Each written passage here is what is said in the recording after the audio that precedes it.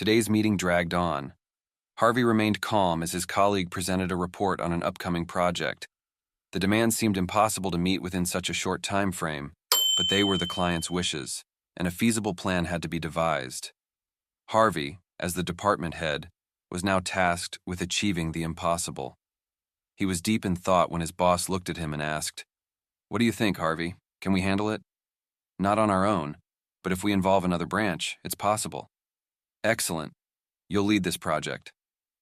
Harvey was slightly surprised. Recently, his boss had been relying on him more and more, a clear sign of being tested. With these thoughts in mind, he walked into his office and sat down at his desk.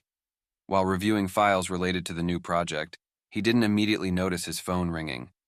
Glancing at the screen, he saw an unknown number. "Hello? Hi, is this Harvey?" "Yes, who's this?" "My name is Amanda. We went to university together, though you graduated 2 years earlier." "Okay, how can I help you?" "I have some information that might interest you. Are you married to Maggie Brown? My husband studied at the same university and used to date her. Were you aware of this?" Harvey frowned. He knew Maggie had dated someone before him but had never cared to know the details. "And? Did you know there's a 10-year class reunion this Saturday?" Harvey was silent. "Silent? So she didn't mention it to you. That means you don't know a lot. For example, my husband Sean has been calling her, and they've been planning for weeks. He even booked a hotel room at the venue. The reunion is supposedly spouses free." "What's your point?" Harvey asked. "My point is, I have all their texts and recorded calls.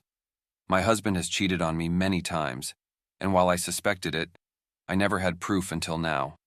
I hired someone to get it. All the messages and recordings are in my hands." "Can you send me those files?" "Yes, check for yourself." Amanda hung up. Harvey sat frozen. He couldn't believe what he was hearing, but he wasn't one to be fooled. Shortly after, he received an email. The files were meticulously sorted and numbered. Harvey opened the first audio file and began listening. "Hello?" Harvey recognized his wife's voice. "Hi, recognize me? Who is this?" "Back in the day, you'd know just by my breathing. Try again." "Sean, it's you. I'm so glad to hear from you. How did you find me?" "My dear Maggie, I've always found you." "Where are you now?"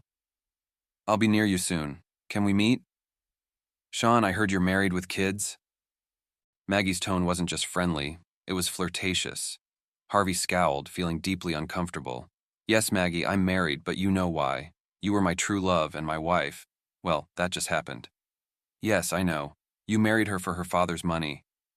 "Maggie, I made mistakes. Let's meet." "I'm married, and we're happy." Maggie's voice was playful. Harvey listened intently, trying to discern whether this was harmless banter or something more. "Maggie, remember what we had? Let's spend a couple of days together and relive the old times."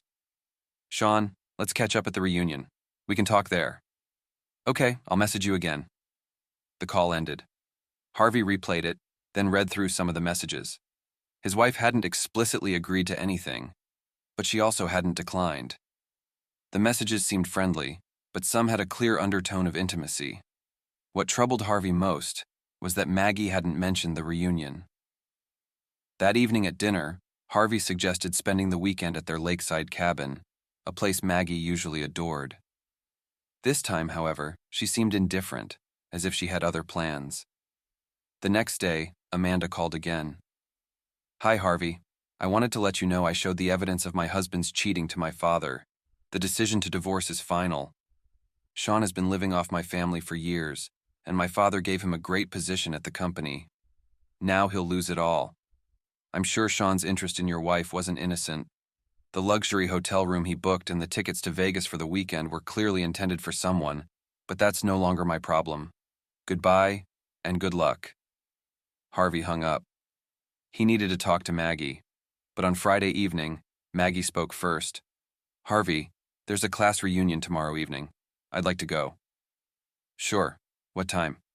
"We'll need to find a sitter for our daughter." "No, Harvey, spouses aren't invited. It's just for our class." "Really? Are you embarrassed by me?" "What? Of course not. We just want to reminisce without spouses. You understand? No, I don't. I always take you to my work events. If you go without me, I'll assume it's because you're meeting someone you don't want me to know about. Is that true? No, of course not. If you want, we can go together. Deal. See you tomorrow. The next day, Maggie and Harvey arrived at the hotel where the reunion was being held. The hall was packed, and to Harvey's surprise, most attendees had brought their spouses. Maggie felt awkward but gradually relaxed as they mingled with former classmates, many of whom Harvey also knew. People laughed and chatted, with whispers of gossip filling the corners. Harvey heard someone call Maggie's name. They turned to see a handsome man staring at her intently, a beautiful brunette by his side. "Sean!" Maggie exclaimed.